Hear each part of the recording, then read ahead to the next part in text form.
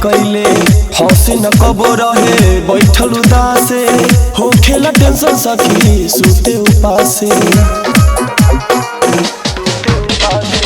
कहीं परहेज का मुँहबा फुलैले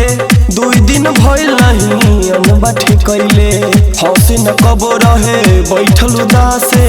हो खेला टेंशन सखी सुते उपासे सट न दीही हम पटे न बात जब रहिला सखी हम खतरा में चुमला बरुए रूसल सखी जहर लजीव बड़ी भतरा पे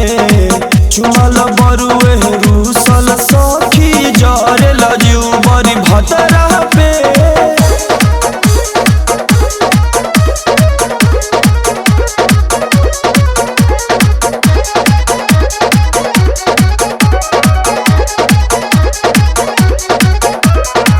समझो न आवे कैसे करी शुरुआत हो फिर लेवे मुँह जब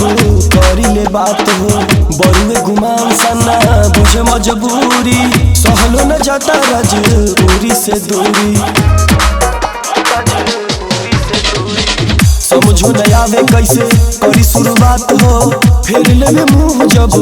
करी ले बात हो बरुए गुमान सना बुझे मजबूरी सहलो न जाता सखी राज से दूरी आवत भाई संगे नहीं हट जाइब